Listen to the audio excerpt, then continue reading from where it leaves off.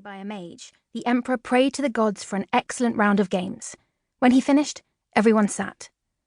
For a very long moment, the arena was still. Then the boy felt a slow, regular thudding rise through the stone and up his legs. His body shuddered against the railing. Nearby, in the wall that took up a third of the southern end of the arena, huge barred gates swung inward. Here came drummers and trumpeters, clad only in gold-trimmed scarlet loincloths. Their oiled bodies gleamed as brightly as the polished metal of their instruments. The brawny men represented every race of the Empire in the colours of their skin and hair and the tattoos on their faces and bodies.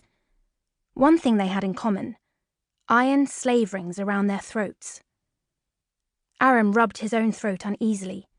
His original home, Tyra, was not a slave country. 3 years in Carthak had not made him comfortable with the practice, not when there were no slaves at his school. He saw them only when he was outside, and the sight of them made him edgy. The leader of the musicians raised his staff. The trumpeters let loose a blare that made Arram jump, almost tipping him over the rail. The men caught him again. "You're best off at your seat," the friendly one advised. "Ain't your mama calling ya?" "I'm 11, Arram lied. "I don't need a mother. I'm a student at the school for mages." The men's laughter was drowned out by a thunder of drum rolls. Arram gave the sands what he called his special, magical squint. Now he saw waves of spells all over the arena floor. They sent ripples through the air, carrying the arena's noise even to the people in the seats high above. "Why do they allow spells on the arena sand?"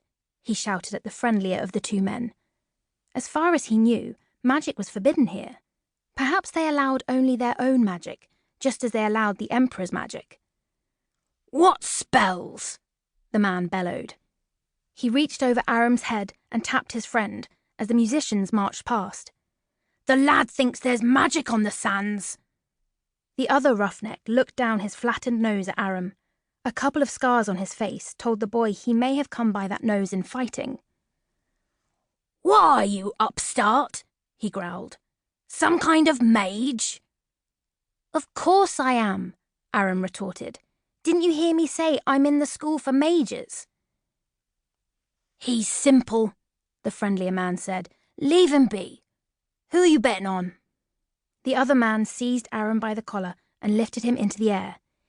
"If you're a mage, spell me then," he growled. "Turn me into something before I break your skinny neck for bothering us." "Don't be stupid," Arram cried.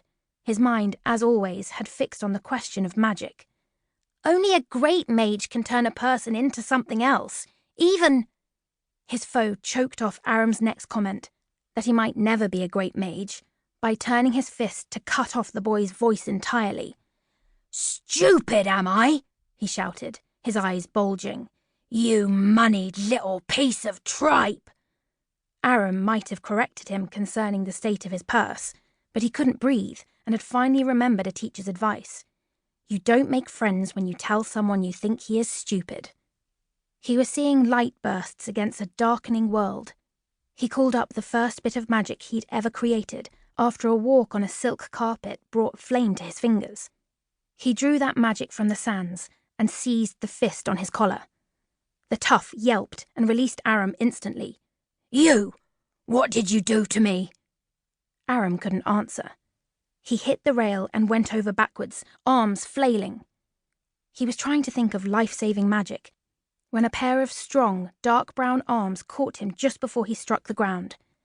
He looked into a man's face, eyes so brown they seemed black in the bright sun, a flattened nose, a grinning mouth, and holes in both earlobes.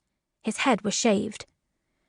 "You don't want to join us, lad. Trust me, you don't," he told Arram, already walking back against the line of marching gladiators.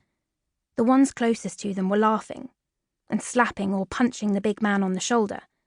Like him, they wore leather armor. Like him, they were oiled all over. Some were missing ears or eyes. These were the beginners, the mid-level fighters, and the old-timers, not the heroes of the arena. Some didn't look at Arram. They were murmuring to themselves or fondling tiny god images that hung on cords around their necks.